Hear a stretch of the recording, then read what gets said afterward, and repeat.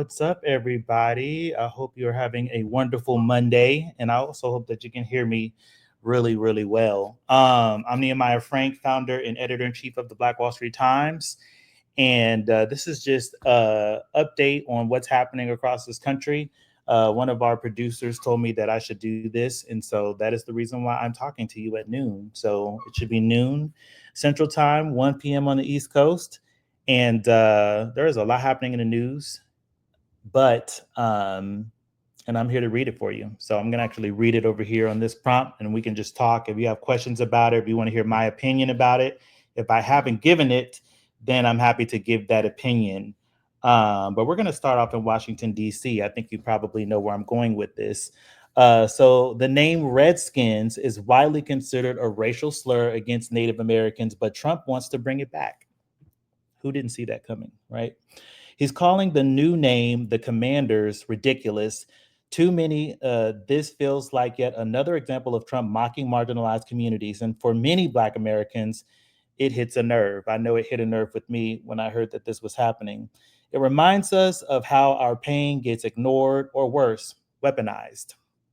And this isn't just about a name, it's about the disrespect beneath it. Trump is using political and financial leverage, threatening to block a stadium deal just to bring back a racist name. Sounds familiar? Black Americans have seen this before when the leaders use this power to protect white nostalgia, but not our schools or safety or our lives.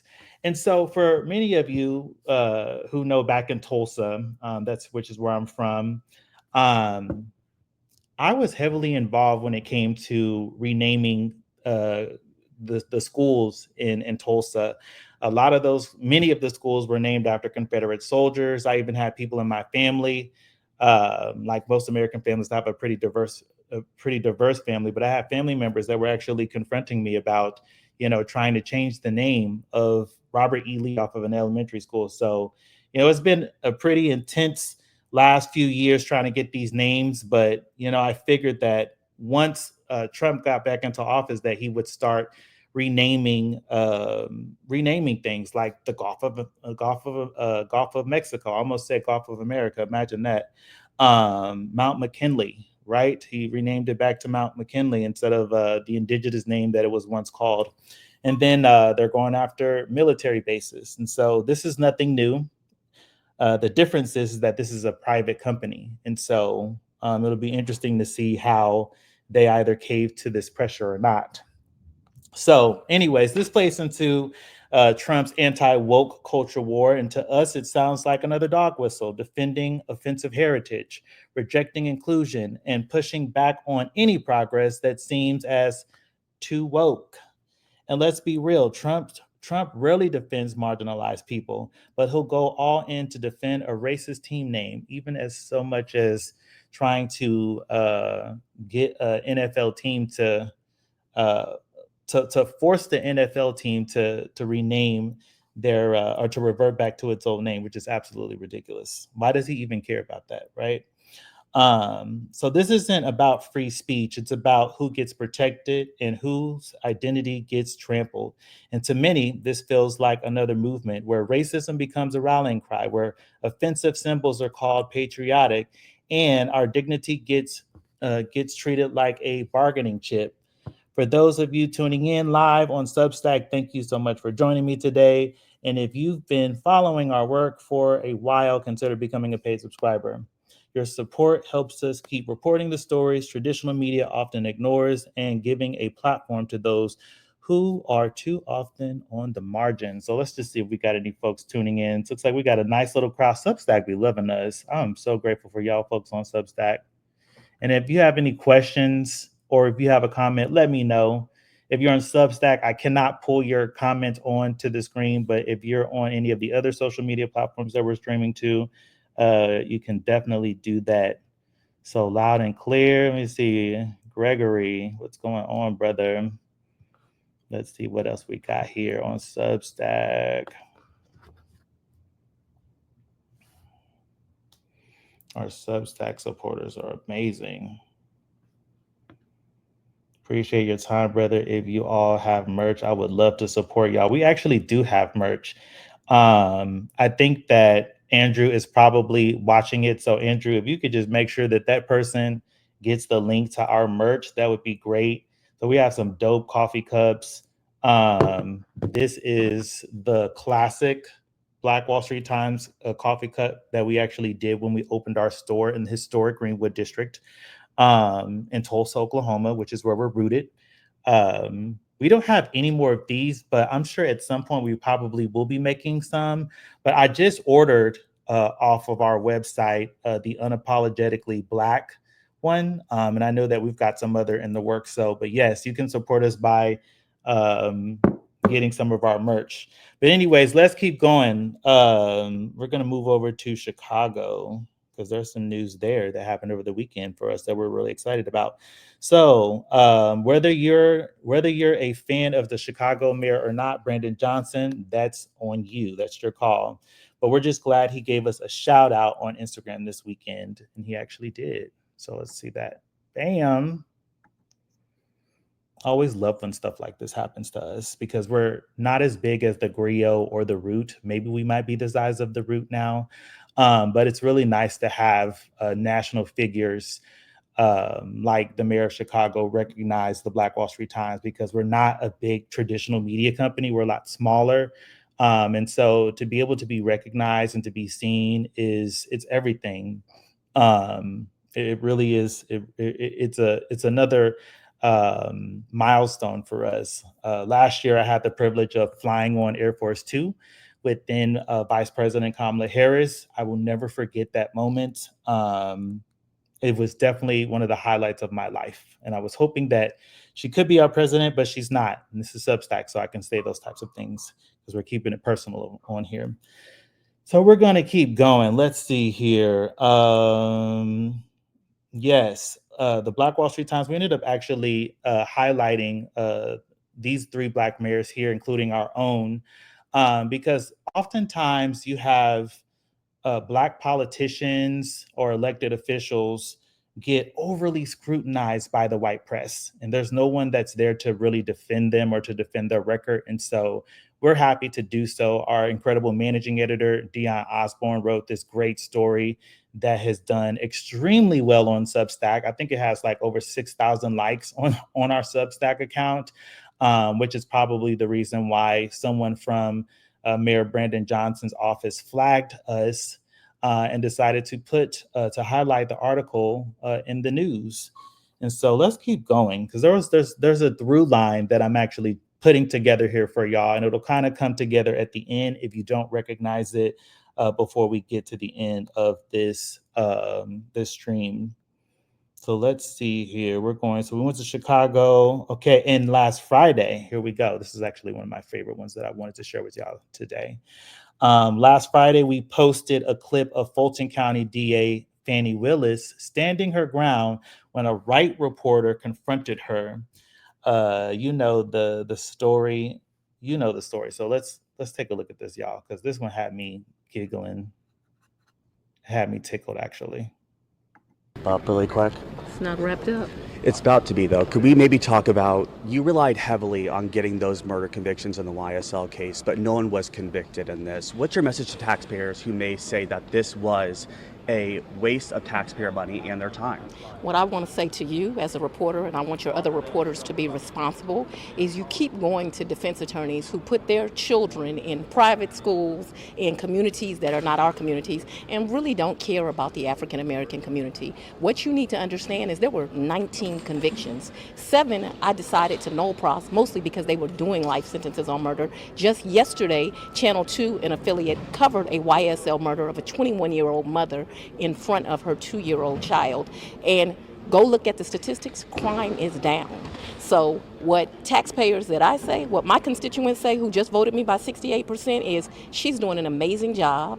We are making sure that this community is safe, that crime is the lowest here of most places in the United States of America. I think we're like number 3, and it's because of the efforts I have done against gangs. Stop glorifying violence and stop making it that some victims don't matter, because victims of all races, of all socioeconomic status matter. So stop talking to attorneys that don't live in Fulton at all. They live in safe neighborhoods. Their children go to safe schools. My children in these communities, they matter too. Respectfully, Ms. Willis, I asked you about the two murder convictions that never came through. What's your message to taxpayers and to the taxpayers that may have... My message to taxpayers is it was an amazing time. We had 19 convictions. The community is safer. We made sure that we got the resolutions we want. If they're unhappy with sentencing, they should elect other judges. And you also relied heavily on the RICO law that you had and too. I'm going to continue to rely on it because it works, it's effective, and it tells jurors the full message. But other people may say with the other people that it wasn't effective. Other people weren't elective as a DA. Guys, y'all gotta love Fani Willis. I love this woman. I've never met her, but I love the fact that she always stands her ground and she speaks in facts. You know, crime is down in Atlanta, Georgia. Crime is down in New York City as well. Crime is down across the country, and hopefully crime will continue to go down in Tulsa, Oklahoma, because we have a Black mayor who is implementing some of the plans from some of these other cities in order to drive crime rates down there too. So kudos to all of the mayors and all of the Black politicians across this country who are doing the work to make us all safer. So let's continue to go, because I want to talk more about some of this criticism. So that's kind of the through line, if you haven't noticed yet. Fani has been under attack. And also just today, Trump's Homeland Security Secretary Kristi Noem blamed New York Mayor Eric Adams for the death of a police officer today in a press conference, even though the officer wasn't on duty and wasn't in uniform. And so I want y'all to just take a look at this, because sometimes I wonder if they are microaggressions. Or perhaps, it's just, Trump's MAGA base and MAGA minions doing their job, right? Let's take a listen to the secretary. Make no mistake, this officer is in the hospital today fighting for his life because of the policies of the mayor of this city and the city council and the people that were in charge of keeping the public safe.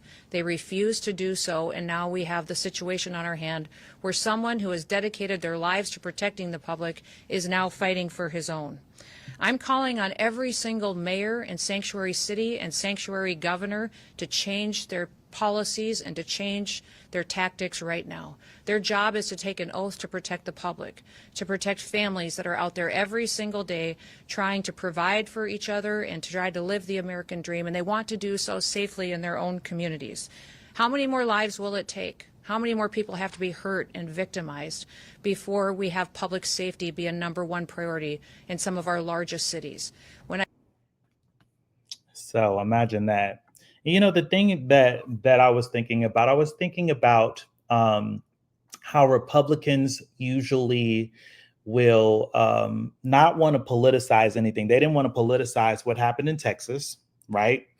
When the Texas state legislature didn't want to put any funding behind warning systems that caused the deaths of hundreds of people. They're still looking for bodies after those floods, by the way. Or if there is a school shooting, right? They don't want to politicize any of that. They will say that it's too early, but here you are, less than 24 hours after this police officer has been attacked. This off-duty police officer has been attacked, and you're politicizing it. You're politicizing the fact that the mayor of New York is a Democrat. And then I didn't show this, but that clip actually goes on to show her targeting the mayors of other cities, calling them sanctuary cities, as the buzzword is for those on the right. But anyways, let's continue. This is nothing out of the ordinary for the Trump orbit. But one thing, as I had mentioned earlier, crime is down in New York City. And so the through line here is that the National Urban League just released its 2025 State of Black America report. We actually just dropped that news article on the Black Wall Street Times website, and it's also on our Substack account for those who are watching on there. And so let's break down the findings of this report. It said that the verdict is clear. We are in a state of emergency, and this is for Black America. We're in a state of emergency. Honestly, America, period, is if our civil rights are being rolled back, you better believe that if you're living on the margins in any capacity, your rights are being rolled back too, and that includes poor white people. So democracy and civil rights are under siege since January to 20th, 2025. Executive actions have weakened protections in education, housing, healthcare, and voting. The Supreme Court has rolled back affirmative action and gutted voting rights enforcement. Economic and health disparities are widening. And actually, I just want to pause really fast on the Supreme Court rolling back affirmative action. So, as y'all know, I'm from Oklahoma, and Oklahoma did a similar rollback against affirmative action. I want to say it was in 2012. And when I tell you that it hurt Black contractors, it hurt them to the point to where you see continued migration of African Americans out of the state of Oklahoma to other states because Black contractors are just suffering. They can't get work because of this affirmative action ban that has taken place. And so you can imagine that the same thing is going to happen across this country. So the economic and health disparities are widening. Black families still earn about 37% less than white families. Black children live 4 years fewer on average than white children. Black women are 59% more likely to die during childbirth. Black men are 52% more likely to die from prostate cancer. And Black women face a 31% higher death rate from breast cancer. And this is according to the State of Black America's report that was led by the National Urban League. And it continues, criminal justice inequities persist. Black people are twice as likely to face police force and 3 times more likely to be jailed. Voter suppression is getting worse. The report outlines gerrymandering, voter purges, intimidation, and election sabotage. And a new campaign called Reclaim Your Vote has launched because in key states, while voter turnout still outpaces Black turnout by 5%. So hopefully that call to action will lead to actual results. And equity efforts are under attack. Federal and state leaders are rolling back DEI programs and civil rights protections. Even the Justice Department is shifting in ways that may weaken longstanding protections, but there's hope. There's always going to be hope. The resistance is growing. More than 247 lawsuits have been filed to challenge these federal rollbacks. And the Urban League is mobilizing through legal action, civic planning, youth summits, and local organizing. Because we know if we don't fight for our rights, no one will. And if we don't tell our stories, they will erase us. And so that is why the Black Wall Street Times is here, y'all. I am Nehemiah Frank. I'm about to sign out of here, but I'm going to see if anybody else has made a comment. But we're going to go backwards on our Substack account. So Gregory, yes, Gregory, please come to Black Wall Street. I would like to say that that is our own sacred space here in this country. And the best times to come is during the Biker Rally, during Juneteenth, and during Black Wall Street Legacy Fest, which we actually helped put together with the Terrence Crutcher Foundation and other community partners. Well, anyways, y'all, I hope to see you later today on Substack. Again, if you're free or if you have the means, please become a paid subscriber to our Substack, because that will help us continue reporting the news and doing events for you guys, whether it's in person or digitally. And I hope to see you this evening with my colleague, Black Ink, inside the Black Wall Street Times. Y'all have a nice day now. Peace.